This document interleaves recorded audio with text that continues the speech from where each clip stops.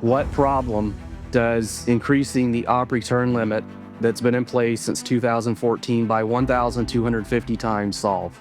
Publicly, many of these folks are, overt shitcoiners. It's extremely important that you run a node. You're not really a Bitcoiner unless you do. Bitcoin is not permissionless money unless you're using your own node to broadcast and verify transactions. I would recommend that you use knots. Even if it's budget neutral, which has been the talking point, it's still theft. Because the reason they have that budget is because they stole your money in the form of inflation or taxes. So the United States issues the dollar. That's what has allowed them to rule the world, really through violence and coercion. And they are not going to give that up. They're not going to signal its demise by buying Bitcoin. That will never happen.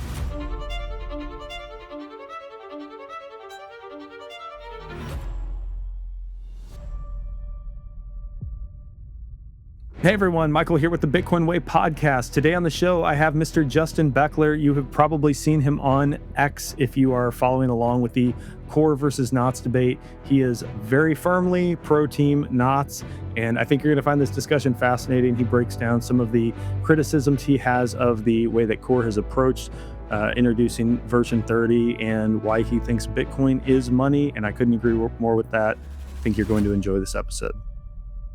Hey everyone, like I said in the intro, I've got Justin here with me. Justin, welcome to the Bitcoin Way podcast. Thanks a lot, Michael. I appreciate it. I've been a big fan of you guys and what you've been saying, so it's a pleasure. I appreciate that. I'm looking forward to this conversation. You, my friend, have been a lightning rod last, few months on Bitcoin Twitter, and understand you're getting a lot of hate, a lot of love and affection, good mix of the two. Why don't you, and this is for anyone listening, if you don't know Justin, it's because you've not been following along the knots versus core debate on Twitter, and many of you probably are familiar. Why don't you frame out for me your pro-knot stance, why you feel that way, and then we'll step back here in a minute and kind of get into like what is the debate exactly that's taking place? Okay. Yeah, definitely. Yeah. With me, I love finding the bottom line on things that I can build. Um, find like the bedrock that I can build on to form my opinions. And something that's helped me to do that is to um, understand a couple of things that these two ideas I've kind of tested all arguments against, and I've found this to be my really bottom line, and that is two things. First of all, that Bitcoin is money, very very simply. So there are not use cases for Bitcoin other than that Bitcoin is money. And if you were to take 1,000 people and help them to understand what Bitcoin is very basically, and you were to ask them what it is, they would say that it's money. So we know that's what it is. Bitcoin is money. You can get clever and try to say that it's other things, and some have done that. But at its most basic level, Bitcoin is money. So if you were to take 1 million people and have a poll, and you showed an image of a Porsche, and you asked them, is that Porsche an engine? Is it fuel? Or is it a car? 1 million of those intelligent, reasonable individuals would say that a Porsche is a car. And likewise, Bitcoin is money. So that's the first one. Bitcoin is money. And second of all, Bitcoin will be used as money. And so I'm not saying that it should be or it must be, but it will be. So I'm predicting that Bitcoin succeeds. And that's the only way it will succeed, is that Bitcoin is used as money. And some pretty smart people have agreed with that. Jeff Booth is one of those. He said that we really must use Bitcoin as money. And if you think about it, how can Bitcoin survive if a small group of people repurpose it before it ever achieves its purpose? So right from the white paper, right from the first release of Bitcoin software, Bitcoin was money, and it hasn't achieved that purpose yet, but it must, and it will. And nobody's more bullish on Bitcoin than I am. So I'm not here with any sort of doom and gloom message that Core will destroy Bitcoin or anything like that. I don't know. Some have said that. I understand their perspective. I don't agree with it because I think that Bitcoin will survive. If I didn't think that, we wouldn't be talking now. I wouldn't be sitting here. So when you understand those two things, that Bitcoin is money and then it will be used as money, then the obvious conclusion in this argument that we're having is that Bitcoin Core is leading us on a path of failure, and that they will fail and they must be removed. So So, if you could maybe frame the changes that Bitcoin Core is making with version 30 here coming out soon, and how it is different from, like, people are running knots, right? And we're seeing what seems to be a very, large uptick in, from what I can tell, organic uptick in folks who are running a node and choosing to run knots. The distinction between what Core is moving forward with and what knots is going to continue doing. yeah, so earlier this year, there was much discussion about taking the 80-bit op return limit and increasing that. In 2013 or 14, there was a 40 byte op return limit, and that doubled to 80 bytes. It's been the same ever since then. And kind of what the purpose of that is, um, you could think of it like, if you can remember physical checks, we don't use those much anymore, but there's a memo line. So you could write information that's important to that monetary transaction. So in the same way, the op return was a way to limit or append some arbitrary data to monetary transactions. So when you're using Bitcoin as money, purpose of that was again to include a small bit of arbitrary data to the monetary transaction. In 2017, SegWit was activated, which really m- b- gave a foundation for L2s, Lightning. In 2021, Taproot was activated, and in 2023, early 2023, um, the ordinals people figured out a way to exploit that.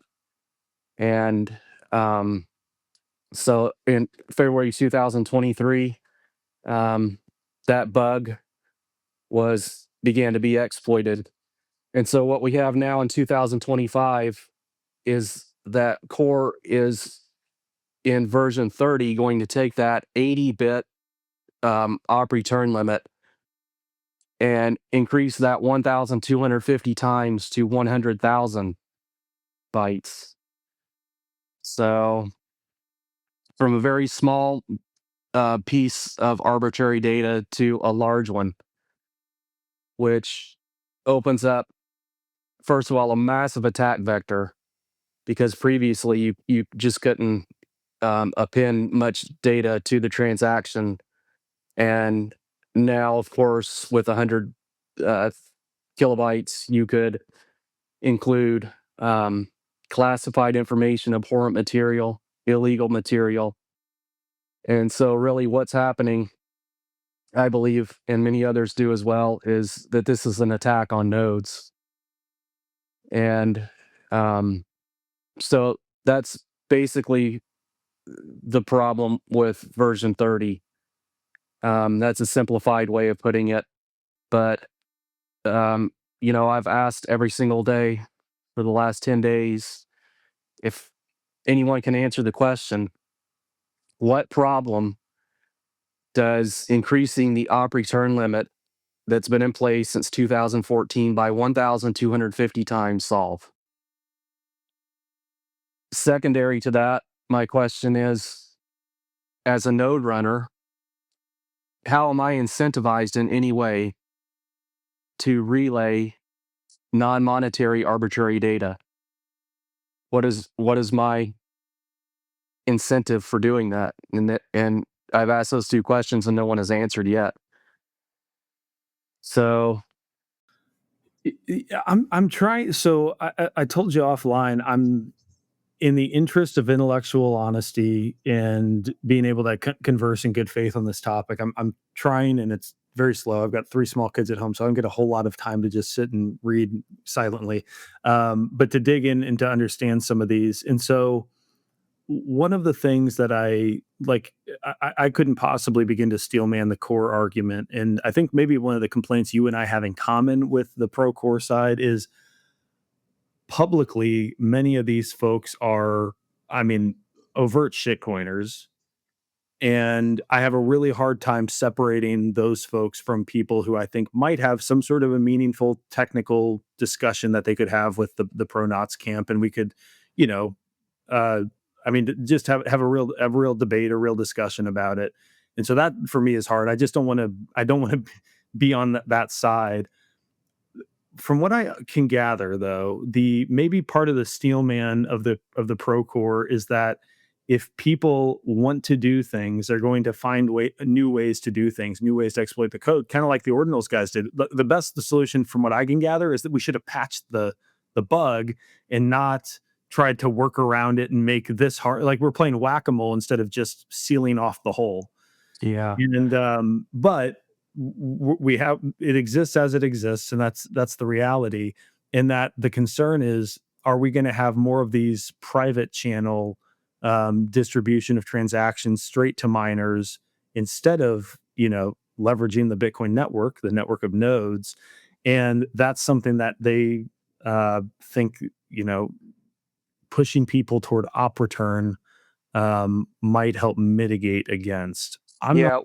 Yeah, well, and that's part of my disillusionment with really where Bitcoin has gotten is there's this whole moral relativism that we're not allowed to stand up and say that that is outrageously absurd.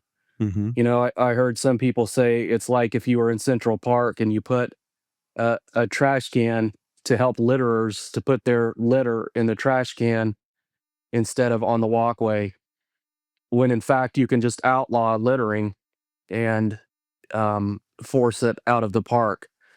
That's the most absurd thing I've ever heard. Um, and to me, it's kind of like, why in the world imagine that you and I go on vacation, we take our wives along, so there's two of us, and we get an Airbnb, and there's a pantry with limited space, and we intend to stay there for a while and use the kitchen to cook, and but there's a limited pantry, only so much room, and we have different tastes, and so we're all bringing in what we want, putting stuff in the pantry. Well, it quickly fills up, and so the simple solution to that is to start putting stuff on the kitchen table. Well, if we did that eventually, that would fill up as well, and it would be unusable. So why in the world would you still make a way for spamming the network? If I came to your house and there was a deadbolt on your house, and I looked around, and on the first floor there's windows all around, and I argued that you should remove the deadbolt because a determined attacker could still get in a window. That makes absolutely no sense at all. And so it comes back to the same question. Why in the world would we increase that op return limit that's been effective? In the month of August, it was effective. 99.93% of transactions respected that op return limit. Why would we increase that? And the basic answer that Core gives, at least some have been honest enough to admit it, is that um, some of the Ethereum smart contracts and other technology that Ethereum uses, companies using zero knowledge proofs and that sort of thing, needed to be increased. Now, they only needed to be increased up to like 144. But what the core people finally admitted, and if you looked in the Bitcoin dev mailing list, you'll see that they admitted it publicly, is that we've taken such a reputational hit from this that we might as well just blow it out so that we never have to revisit it again. So listen, Bitcoin is money. This does not improve Bitcoin as money in any way whatsoever. So Justin, I guess is your view that the real solution? Well, I think the ultimate real solution that that one could propose, but is untenable, politically, I guess, so to speak, would be like a hard fork. I don't think anyone's going to go for that. It's not going to happen. Yep. So, like, let's forget about that. But then the next best solution would be patch the bugs that allow ordinals, and you might still be playing whack a mole, but that's sort of software. In my view, it's like you find out that one thing might have led to another, and you continue to work through it until it's hardened, and you can sort of ossify where spammers aren't allowed to spam the network. Is your but again, core is going the opposite direction of that. Is your is your defense of knots sort of more philosophical at this point, where you're like, yes, I cannot stop spam from being on, like, sitting on my node. Like, if it's mine in the block, it's going to be in the blockchain, it's going to sit on my node. But I'm going to say I don't want to relay that, and so that's, sort of where we stand today. It's more of a philosophical objection, and hopefully perhaps a signal to core that maybe you should try to achieve something more akin to consensus amongst the plebs, moving forward. Yeah, I deeply resent that whole argument from the core side that we're powerless against their decisions. And what terrible solutions they propose. Well, if you don't like it, don't run our software. Don't upgrade or just run knots. And I would argue that we've been the boiling frog for a long time, and core has put us in that position. So it's been a series of compromises, especially if you run a node, and that's what they're asking us again. You know what? If you don't like it, just don't upgrade. Well, we should be able to upgrade the main implementation, the main node software. We would like to run the latest version. So that's not a solution at all. Um, and so the reason I like knots is that it's configurable. The defaults are what I want as a monetary maximalist who uses Bitcoin as money, which I think is the only way to use it. So, are we powerless? Absolutely not. Core will fail, not those who use Bitcoin as money. So, um, we're going to have to use Bitcoin as money. And there's no doubt about that. That is the ultimate solution, is that Bitcoin is used as money and that there's no economic incentive whatsoever to shitcoin or spam Bitcoin. And make no mistake, it is an absolute overt attack on Bitcoin, what they're doing. So use Bitcoin as money.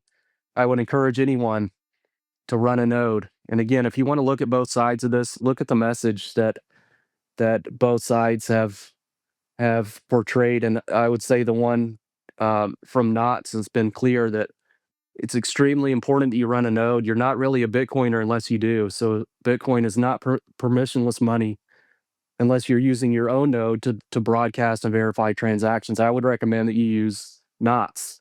If you want to use Core, I would recommend you do not upgrade to the latest versions of Core, because in no way are they compatible with Bitcoin as money. And also, I would say that what is extremely important and a huge problem is centralized mining. And as our net worth in Bitcoin increases, I think that more of us should think about budgeting a small amount of money that we can provide a drip of decentralization to mining. Imagine if enough of us were willing to, say, lose $100 a month mining Bitcoin. If enough of us did that and we were mining in a decentralized fashion, and to really do that, I think what's important is what Ocean has done and with their datum technology, which really puts the power of building the blocks back in the hands of the plebs like us.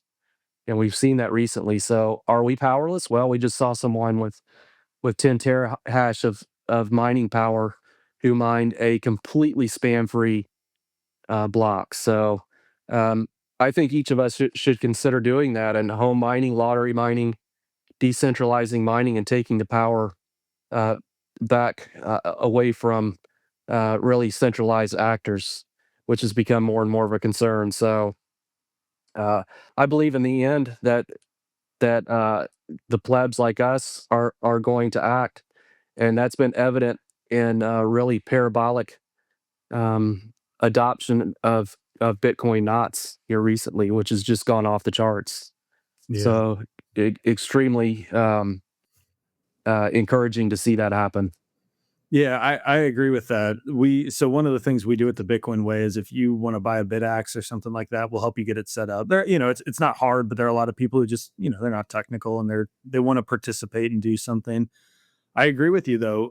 And like not to pat myself on the back personally, but like there are decisions I've made over the last few years of being a Bitcoiner that are from a fiat perspective financially imprudent. Like the example I've used on the show before, we canceled health insurance and I use Crowd Health. I'm not sure if you're familiar with them, Yep. which for me is it's a net neutral. But I've got young kids and they're getting ear infections and strep throat and that sort of thing all the time, and we never meet that $500 threshold per health. Yeah. So I'm always paying out of pocket for that stuff. And in my view, even though I'm probably coming out a few $100s a year worse off, it's worth it for me to know that I'm defunding like an apparatus in a system that I absolutely loathe in the Yeah. health insurance complex, and supporting a community of people who are much more like-minded Hmm. generally. And I think the same thing is probably true with Bitcoin mining. I've got my BitAxe running, and it's probably not ever going to find a block. I've got a hosted miner pointed to Ocean, and it's just barely not breaking even. I think at this point, it was bought a few years ago. It's an S19, and It's okay. I mean, to me, it's like if I can just apply, I think you're on to what you hit on with Jeff Booth is if in what he says is if the network stays decentralized and secure, everything that you talk about, your optimism, it happens. We win, period. And anything we can do, I don't think people losing money on Bitcoin mining long term is the solution. But right now, we're at a stage of Bitcoin's adoption. And I think whether you consider the core upgrades an attack or not, we're at a point of contention, certainly, that to the extent people can be applying hash rate, running a node, doing it right, voicing your concern about the direction that core is headed, I think that's an invaluable thing. So I couldn't agree more. I don't know if I just talked a lot, but I don't know if you have anything you wanted to add to that. Yeah, absolutely. I think the message is empowering that you can fight back and you're not powerless. They want you to think that you are, but you're really not. And it's been difficult. Again, I kind of compared it to moral relativism, where it's almost like we're laughed at, and we're not allowed to say that there's good or bad. A lot of the Bitcoin tropes that we've heard, um, that everything is good for Bitcoin and that Bitcoin has already won, I think are very, very dangerous. And um, almost always those are used to excuse bad behavior. And it's so disappointing to see terms like censorship resistance and permissionless be really bastardized by these people and completely twisted and taken out of context. The real censorship resistance is that no one can stop you from broadcasting your transaction. In no way is my mempool policy of not relaying non-monetary arbitrary data censoring anyone. It's no more censoring than if you wrote a book and you found out that I chose not to include that book in my library and you accused me of censoring you. That's not censorship. So So, I want to find you tweeted something the other day. I think this would be a fun thing to talk about. And just for anyone listening, Justin messaged me. We had talked about maybe recording a podcast months ago. He messaged me like 2 or 3 hours ago. So this is totally impromptu. Didn't have time to write up questions like I usually would. Justin, do you know when you tweeted that sort of like here are some of the things I hear from the core side, and here's my rebuttal? Tweet by chance? Do you know what I'm talking man, about? that's been seems like about a month ago. Oh, no, it wasn't that long. I bet you I thought it was like a week or something like that. It could have been, yeah. Time is it seems kind of strange right now. Yeah. I've been Okay. traveling a lot, and No, you're good. I'm gonna try finding it. Let's move on to to another topic. While you're talking, I'm gonna try find it because I think I might have sent it to someone. So so I agree with you. And what came to mind was one of the points you mentioned was if you're running knots, you're pro censorship, and I think your point is valid. It's if you know it, if you choose not to include someone's book in your library, that's not censorship. And the point you made, I think, was I don't care if you want to fund Al Qaeda, like that, then send your money to Al Qaeda. I don't want to be the one relaying transactions that are by design contrary to the intent of the network, that's right. which is as money. If you want to Yeah. expand upon that. Yes, Bitcoin is money, so I couldn't care less how you use your money. No one is talking, and that's been drug into this as well as more really deceit, very purposeful, clever deceit that I've heard. That lots of shrieks of censorship and telling people how to use their money. No one is talking about that. We're encouraging the use of Bitcoin. Of course, we don't like funding Al Qaeda or anything like that. No one likes that. But no one is telling you how to use your money. Um, but my node is mine, and so how can it possibly be censorship what I decide to do with it? And what I decide to do with it is not to relay non-monetary arbitrary data.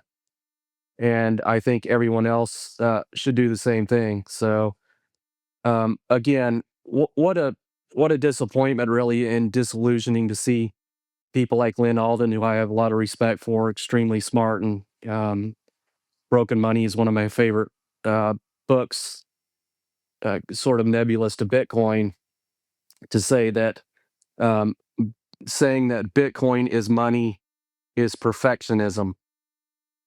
And another term that I've heard a lot lately is Bitcoin Puritans. Well, if saying that Bitcoin is money, peer-to-peer electronic cash, is Puritanism, then I guess guilty as charged, because that's how I feel. And I'm not going to apologize to any of these people, and I don't think any of us should.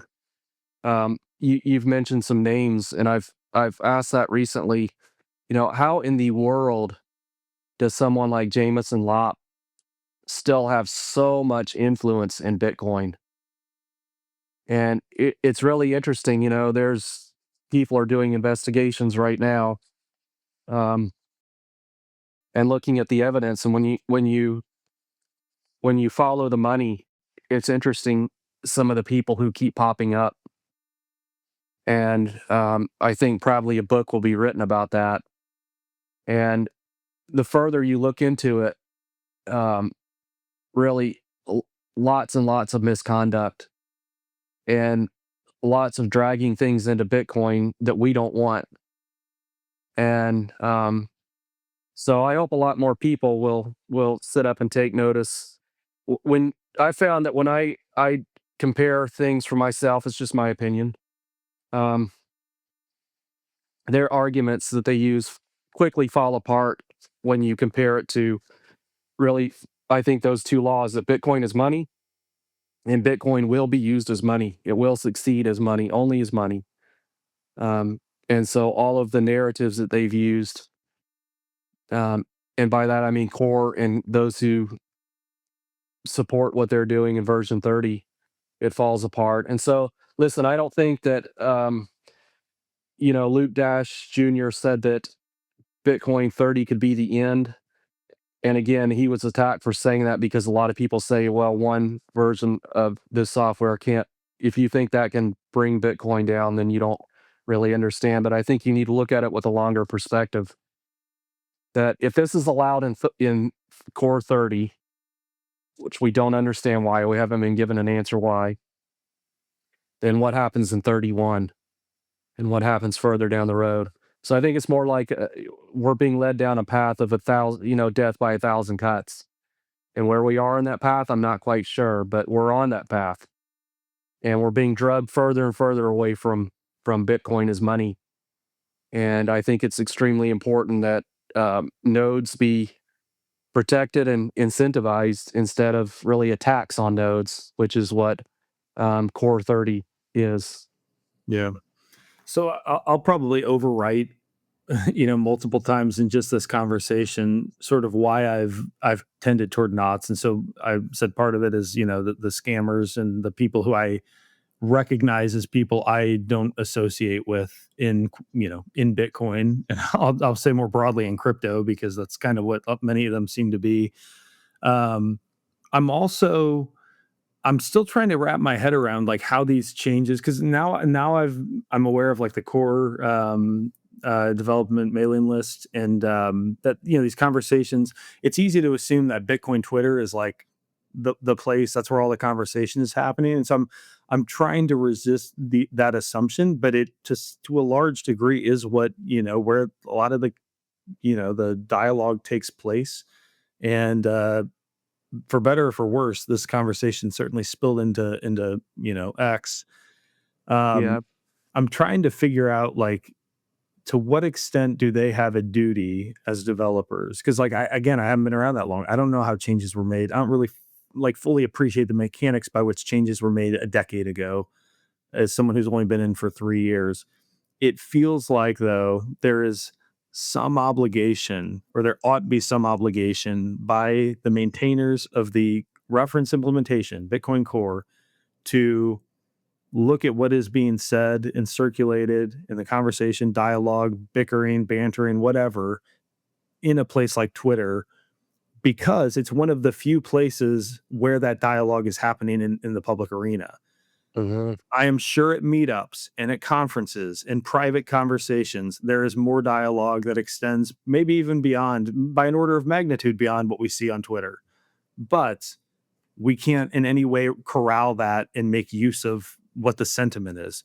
If we look at Twitter, the sentiment is, at best case, very split, and at worst case for core, very heavily leaning knots. And yeah, certainly the increase in folks running knots is an indication of that. And yeah. so I don't know if I have an answer for like how should they go about considering this sort of change if it's done in good faith to begin with. I don't know if you have like a thought on how Oh, they. the messaging has been absolutely abysmally bad from Core, and what an out of touch, disconnected organization, shall we say? Really, what an embarrassment to Bitcoin that's been. And no, it's not split at all. It's not 50-50 at all. And how you can tell that is go to the release announcements from Bitcoin Core for 29, 29.1, and 30. And I guarantee you, if there are 1,000 comments, 999 of them, I'm sorry, 990 are absolutely 100% against the release of that software. So if you want to see real sentiment, I would suggest going and finding those three tweets recently from Core about 29, 29.1, and 30. And what I've seen over and over and over again throughout this whole thing is that um, when individuals come to this argument, they kind of do what I've done and maybe what you've done, is that we see who's involved on both sides and we listen to their message and we gravitate toward one or the other because they seem to be sincere and telling the truth. And what I've seen overwhelmingly is that when reasonable people come to this debate and they listen to it, then they start asking questions that don't get answered from Core, and they don't. We don't understand why this is happening, and we'd like some answers, and the answers have been really, really bad, and that's why you see ratios over and over again on Twitter.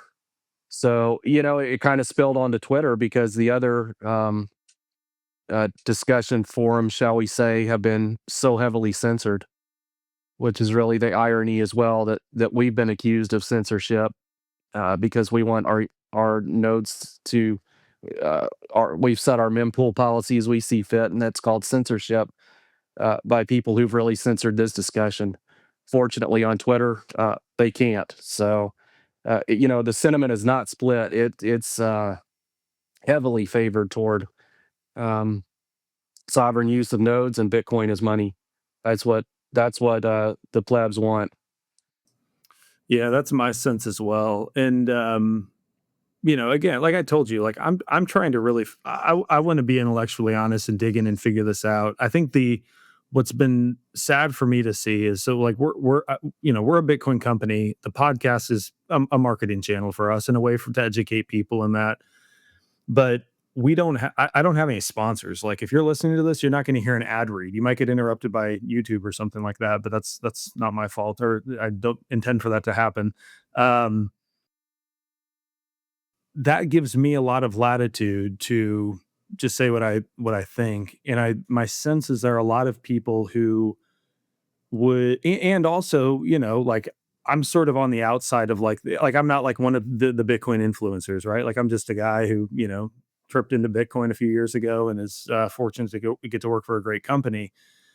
But I don't have any allegiance. Like if I Yeah, piss a bunch of people off, that's my life will go on. There are some people who, my sense is they'll get uninvited from parties. You absolutely. know, and so it's hard for us to know like where people really stand, what they sympathize with, because there are so many conflicting interests. And I'm not taking a shot at it. Like we sponsor podcasts, great people, we love them.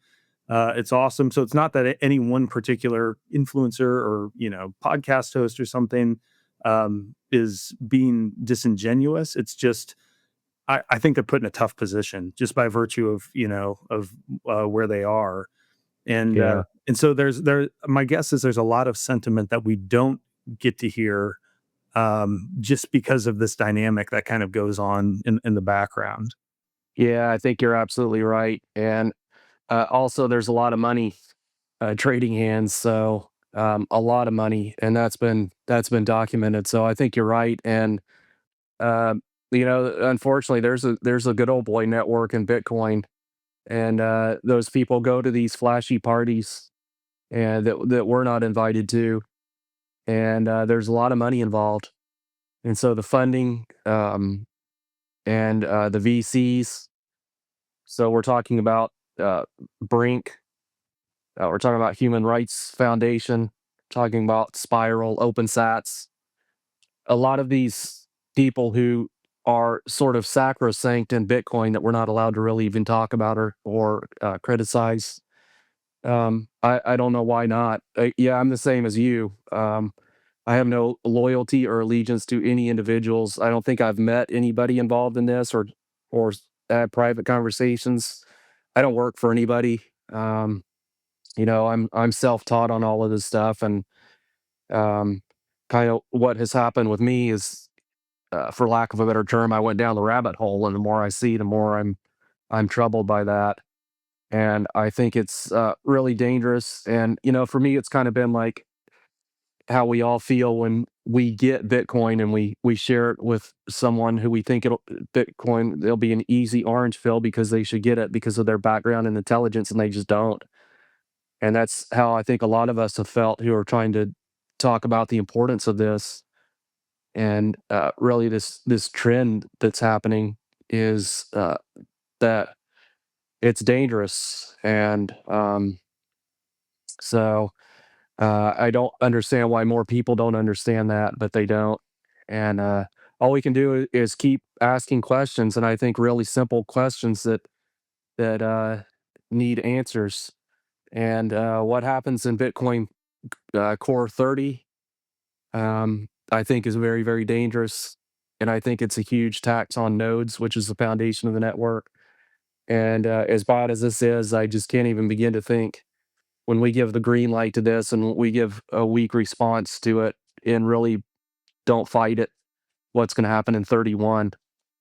Yeah. Um, I think I that I think think is, I think maybe that's the biggest point, because I'm unconvinced that knots versus core 30 is like the biggest threat to Bitcoin. Do I think it could be impactful, consequential?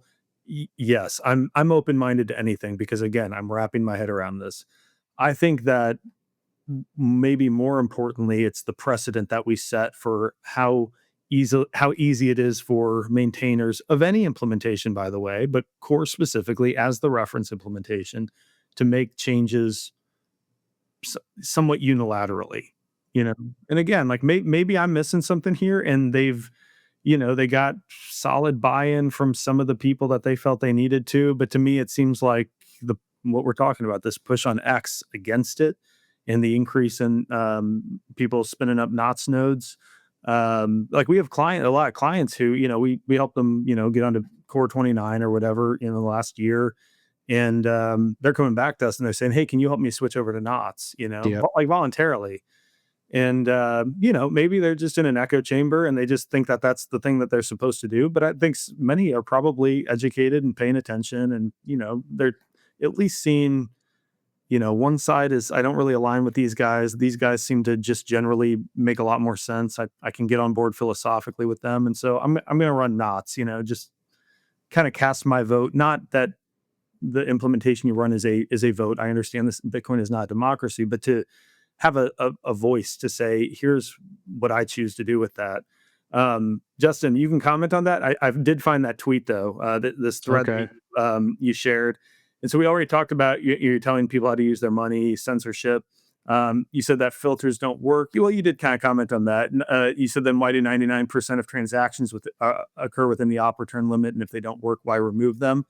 So this is, I think, the big one for me.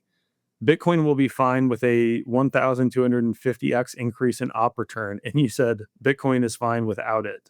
That's right. I think that, because like our company, like for us, Bitcoin is already money. We operate on a Bitcoin standard. I get paid in Bitcoin. We spend in Bitcoin. We only accept Bitcoin as payment.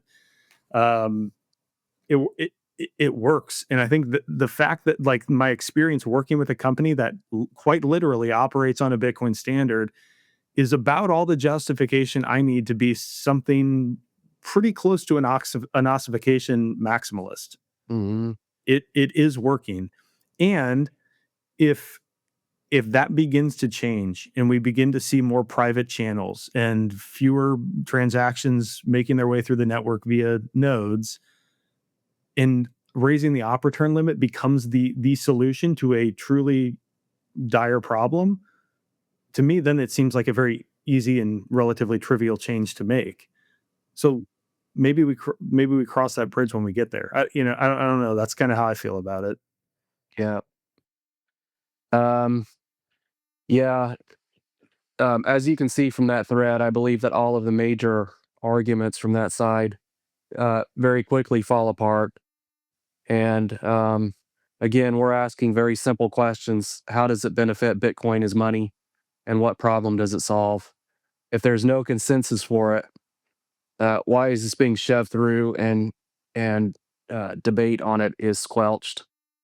And I think it's pretty clear that the answer is that shitcoiners are um, very, very excited about how much money they're going to make by bringing Ethereum style smart contracts and other technology onto Bitcoin. And so prepare for that. They've got a lot of interesting new ideas for your money and exciting features that you never asked for. And so be prepared for that because we just enabled them.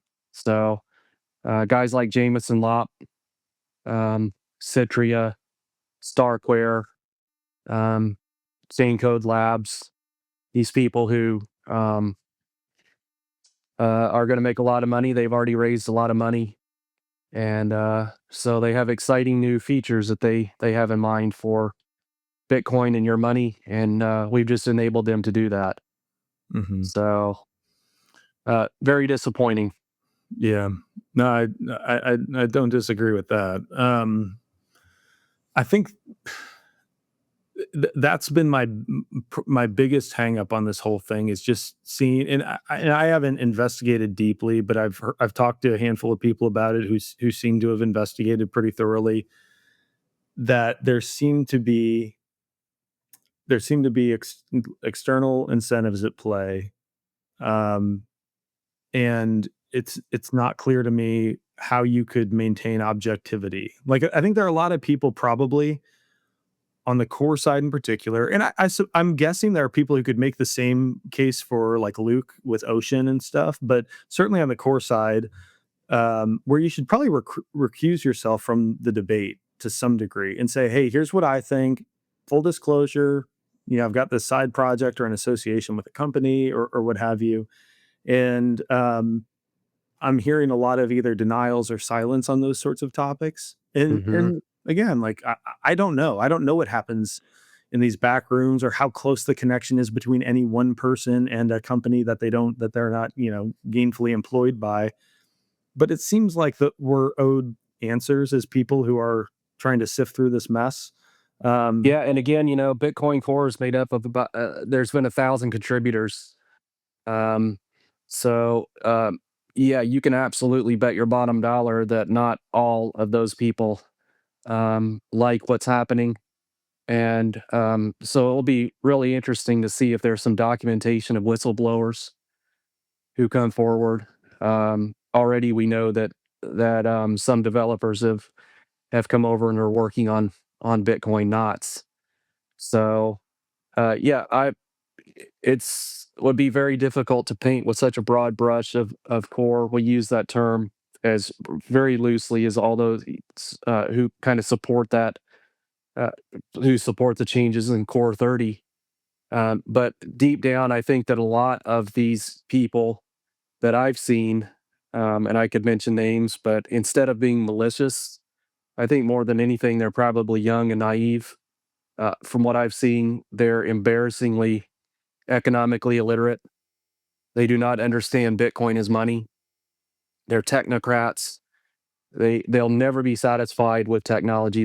They think that better technology is the answer, and Bitcoin is completely different. Um, Better technology is not the answer for Bitcoin.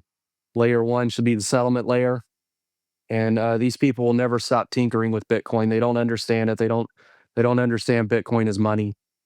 And so I think it's such a shame that they're in a position to push through changes for companies that they work for and that they're paid for. So again, I just have to ask, how in the world at this point do people like Peter Todd, um, who's called for the mass murder of Russians, um, so obviously has some very deep personality problems. But aside from that, just as it pertains to Bitcoin, has admitted publicly that he owns no Bitcoin. So, what an avenue for capture and vulnerability some of these people are. So, has no skin in the game. Really seems to have some level of contempt for Bitcoin. Would like to introduce inflation to Bitcoin. 21 million is not enough. We should raise that. How in the world does this guy have so much influence? How does Jameson Law have so much influence in Bitcoin? And so I think, that more of us need to stand up and be proud of the way we feel. And that if you want to call me a Bitcoin Puritan, then please do, because I agree with that. I think Bitcoin is money and that it will be used as money. And so I deeply resent these shitcoiners who attach themselves to Bitcoin and who turn their nose up at us and talk down to us. Um, and they'll fail. Bitcoin will win. And I believe that Bitcoin is our only shot. So don't tell me that these people are improving Bitcoin. They're not. So I believe that Bitcoin will win. So then you might say, well, then what's the big deal? Just let the market play itself out. But the problem that these people, they're delaying the inevitability of Bitcoin as money, and that fix the money, fix the world. They're delaying that for so many people, and they're confusing and distracting so many people from that, and really they're slowing down the process. So I resent that, and I think more and more of us should stand up and not be talked to down to by these people, but keep preaching that Bitcoin is money. We should use it that way, and that our nodes are sovereign. We're not capable of even censoring anyone's monetary transactions. We encourage that, and so run a node, whether that be core or not. I personally, I think it's a shame that we have to have knots, but um, now their implementation doesn't hurt. If you're running, say, Bitcoin Core 25 or earlier, you may want to just stay on that. But please do not run Bitcoin Core 30 unless you can answer that question for yourself. What problem does it solve? And as I said in that thread, they scoff and say Bitcoin will be fine with an op return of 100 kilobytes. Bitcoin is fine now, so please stop changing it and leave it alone instead. Let's stop the spam and stop relaying non-monetary arbitrary data. We can do that. So again, I think our message is empowering and positive that Bitcoin is going to win, and better tech is not the answer. These people don't need to fix Bitcoin, and they're not going to. So I oppose it, man. That's how I feel. Yeah, no, I think that's a fair position to take, and one that I can obviously sympathize with. You know, I think what's important for people to remember is if most people come into Bitcoin and it's sort of like they're investigating crypto and they're trying to wrap their head around how do I make money in this, and then for anyone who's been in Bitcoin for any period of time, it's usually because they've determined, oh, Bitcoin is money and it's going to be the money that is ubiquitous in the future that everyone uses. And the my sense is you go one of two paths with that. One is this is awesome. We've been gifted this thing and let's not mess it up. Like let's make sure it's, and then the other path is okay, but it doesn't do everything. And so how can we make meaningful changes to ensure that it does everything? And the reality to the everything side is that there are no solutions, there are only trade-offs. And one of the common complaints I hear is, well, not everyone can own a UTXO. Lightning can scale to the whole world, but it'll be custodial. There'll be banks. And my take on that is, I want all we do all day long is self custody at the Bitcoin way. I want to get as many people into self custody as possible. But, and there's a big but.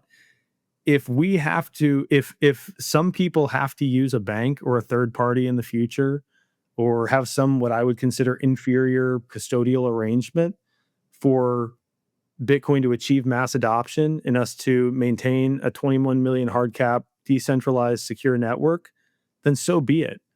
The goal from my view is to separate money and state and central banking. And even if you might have to rely on a counterparty 10 years from now, which you don't have to do today, by the way, for anyone listening, so be it. I don't like it. It's not my preference, but that might just be beyond my control.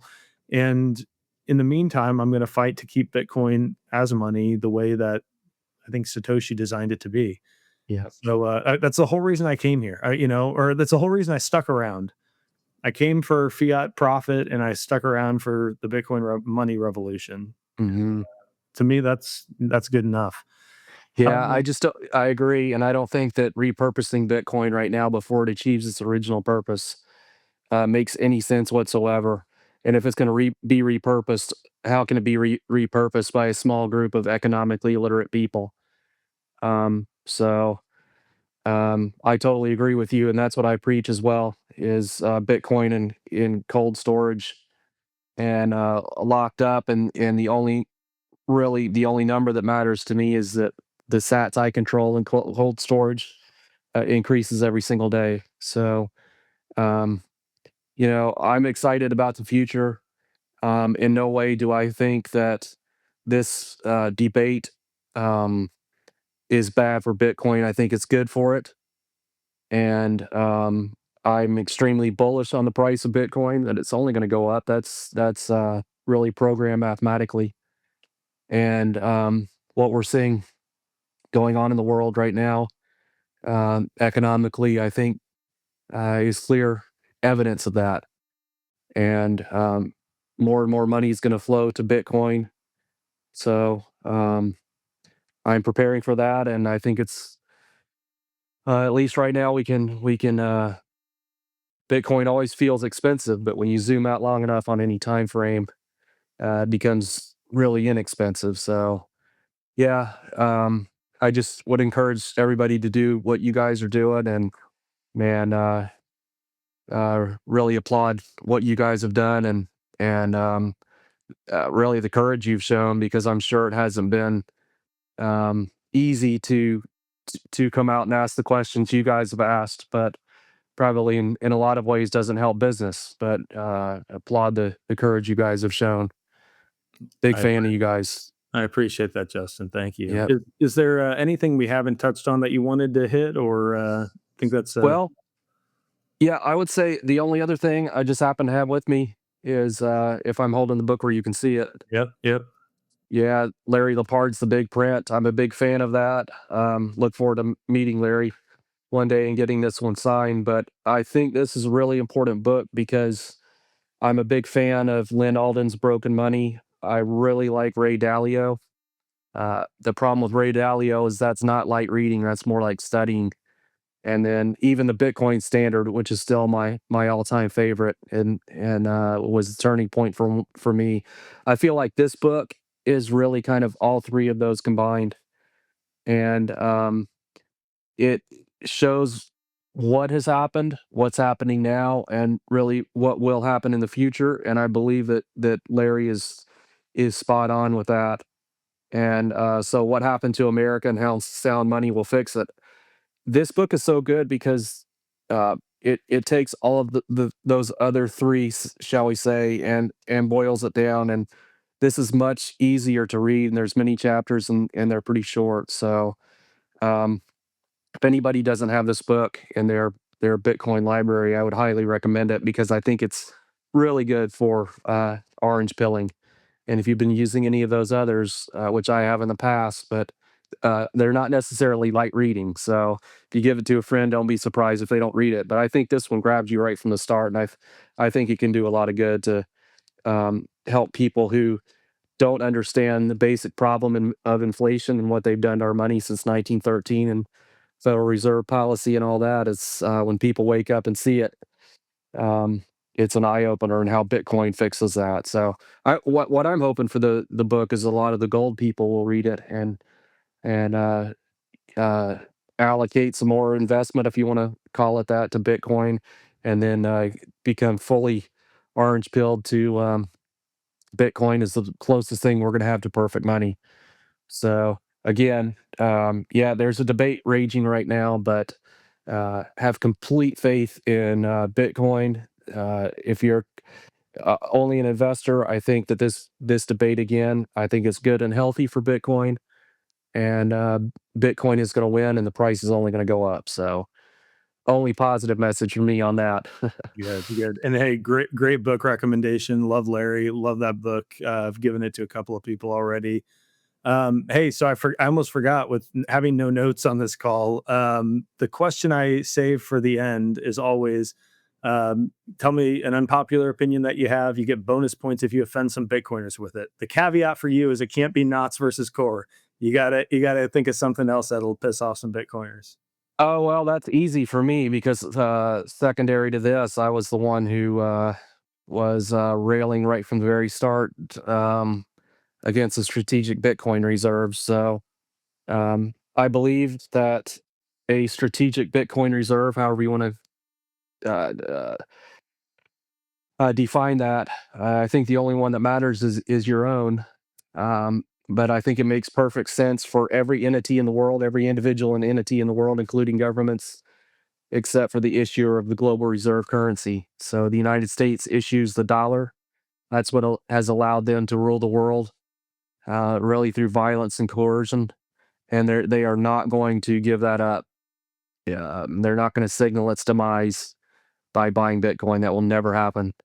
So the recent legislation from Cynthia Lummis and really Washington crypto lobby is completely ludicrous. It was a massive distraction to the Bitcoin community, and a lot of people fell for it, and that was very disappointing.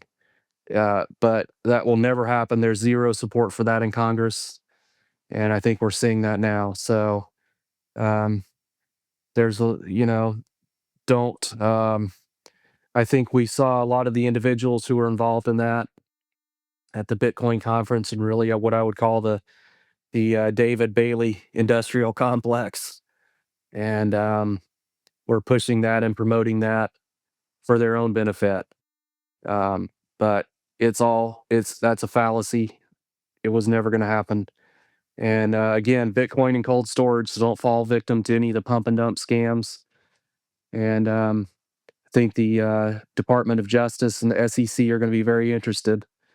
Maybe not during this administration because maybe immunity has been granted to some of these individuals, but maybe a future administration, some of the billions of dollars that have been lost to some of these treasury companies already. It's been extracted through securities fraud, and I haven't named names on that, but you can look at ones that are going to zero right now, and I think some people are going to go to prison, and if they're guilty of those things, I hope they do.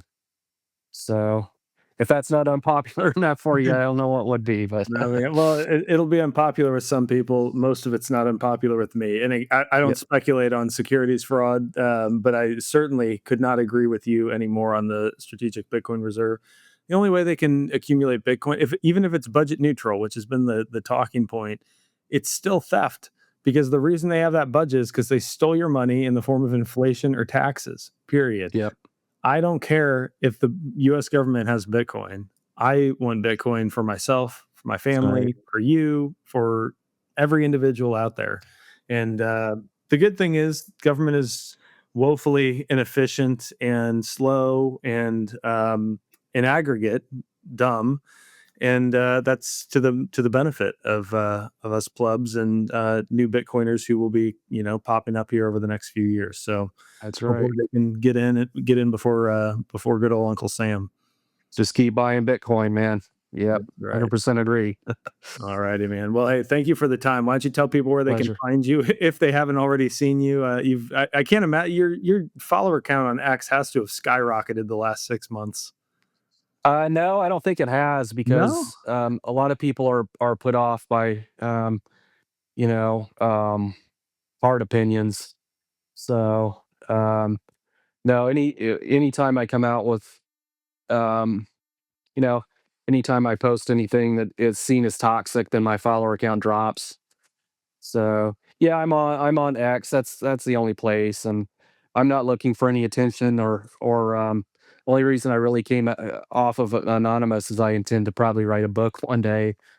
But yeah, I'm on X as 1914 AD, and that's a whole other story. I'm kind of an autodidact historian, so um, with World War One and a year before that, the enactment of Federal Reserve Act was a real turning point in history. So, kind of how I came up with that. So that's where I am on X.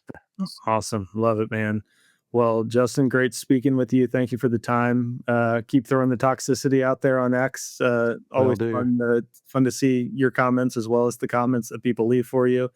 But look forward to staying in touch and catching up soon. Sounds good, Michael. I appreciate it. Cheers. Okay. And that's a wrap again. Hope you enjoyed my conversation with Justin. I know I sure did. Go check out Justin online. Follow along on X. He is very deeply involved in this online debate, core versus nots, and gives some good, meaningful insight. And of course, if you could do me a huge favor, if you enjoyed this conversation, if you're liking the channel, like, subscribe, comment on this, share it with someone. Anything you can do to help feed the algorithm would be most appreciated. And of course, if you need help taking your Bitcoin into proper 100% self-custody, taking in your own strategic Bitcoin reserve, go to thebitcoinway.com/podcast. You can schedule a free 30-minute consult with a member of our team. We can talk you through how we can help. No KYC, no nonsense, no counterparty risk, no compromises whatsoever. We also help with online privacy, setting up privacy phones, Plan B residencies. We can help you spin up your solo miner if you got a BitAxe. Do everything right. Again, it's thebitcoinway.com/podcast. Until next time, stay safe, stay sovereign, and remember the yield on Bitcoin is freedom.